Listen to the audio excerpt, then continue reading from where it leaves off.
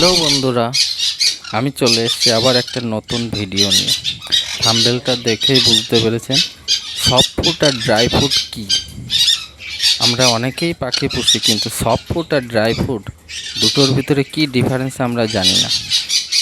আমরা নতুন পাখি পালন করি, যখন বিডারের কাছে ভালো বড় বিডারের কাছে জিজ্ঞাসা করি যে পাখিটা এরকম মারা যাচ্ছে, বাচ্চা হচ্ছে মারা যাচ্ছে কিছুদিন পরেই, সে একই কথা বলে, সফট ফুড দাও, ঠিক মতন সফট ফুড দিতে থাকো। কিন্তু সফট ফুড কী, ড্রাই ফুড কী, সেটাই আমরা অনেকেই জানি না। সফট ফুড পাখির আমরা যে খাবারগুলো দিই, সাধারণত আমরা ড্রাই ফুডই বেশি দিই। যেমন সমস্ত দানাগুলো, যেমন সূর্যমুখী দানা, কুসুম দানা, এগুলো সব ড্রাই ফুড। তারপর ক্যানারি, মিলেট, সব ড্রাই ফুড। ড্রাই ফুডও যেমন দরকার, তার সাথে সাথে সফট ফুডও খুব প্রয়োজন। যেমন ভুট্টা সিদ্ধ, ছোলা ভেজানো, গাজর, তুলসী পাতা, কলমি শাক, কুমড়ো, বরবটি, বিনস, সমস্ত কিছুই পাখির প্রয়োজন। ভাত ভাত চিড়া ভেজানো, আপনারা যদি সব কিছু দিতে থাকি, তাহলে পাখির যে ভিটামিন, ক্যালসিয়াম যেগুলো প্রয়োজন, সব খাবারের থেকেই অল্প অল্প পরিমাণে তাদের ঘাটতিটা পূরণ হয়ে যায়। আমরা তো খাঁচাতে পাখি পালন করি, খাঁচার ভিতরে সমস্ত খাবার ওরা পায় না, সেই জন্য আমাদের সমস্ত খাবার ওদেরকে দিতে হবে। সফট ফুডের সঙ্গে সঙ্গে ড্রাই ফুডও দিতে হবে, ড্রাই ফুডের সঙ্গে সফট ফুড দিতে হবে, দুটো মিক্স করে দিতে হবে। আমরা যদি প্রতিদিন ছোলা দিই, তার সঙ্গে গাজর, বিনস, সমস্ত কিছুই দিতে হবে। সবজির ভিতরে দিতে হবে বরবটি, কুমড়ো, ভেন্ডি, পটল, দানা বের করে আমরা পটলও দিতে পারি। তারপরে আছে ফলের ভিতরে পেয়ারা, শসা, আপেল, বেদানা। এর সঙ্গে সবথেকে গুরুত্বপূর্ণ শাক পাতার ভিতরে দিতে হবে আপনার কলমি শাক। খুব ভালো খাই কলমি শাক, লাল শাক, পালং শাক। তারপরে প্রতিদিন তুলসী পাতা যদি আমরা দিতে পারি খুবই ভালো, আর খুবই গুরুত্বপূর্ণ জিনিস তুলসী পাতা দিলে খুবই ভালো। আর মাসে যদি 3 থেকে 4 বার যদি আমরা নিম পাতা, কালমেঘের পাতা দিতে পারি, তাহলে পাখির কৃমির কোর্স আর কোনোদিনই করানো লাগে না। যদি প্রতিনিয়ত ড্রাই ফ্রুট আর সফট ফুড সমস্ত কিছু যদি মিক্স করে দিতে থাকি, তাহলে আমাদের পাখির মেডিসিনের কোনো প্রয়োজন হয় না। আমরা এখন কিছু হলে আগে মেডিসিন, কারণ আমাদের পাখির যে ঘাটতিগুলো রয়েছে সেগুলো তো পূরণ করতে হবে। ক্যালসিয়াম ঘাটতি পূরণ করতে হবে, তার জন্য আমাদের দিতে হবে ডিমের খোলা। ডিম শুকিয়ে বলতে ডিম আমরা মাবলেট করে খেয়ে নিই, তারপরে যে খোলাটা থাকে সেই খোলাটা ভালো করে ধুয়ে রোদ্দুরে দিতে হবে।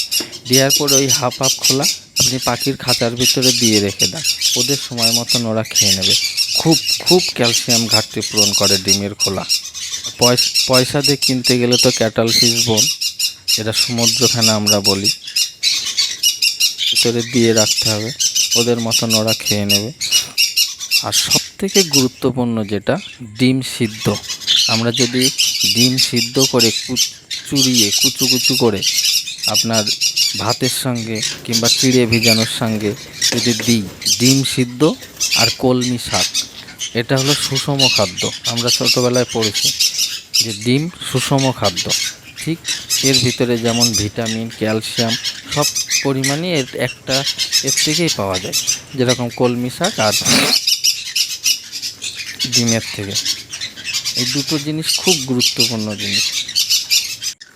আমরা পাখি পালন করি ঠিক আছে, অনেকেই জানি না যে সফট ফুড কী আর ড্রাই ফুড কী।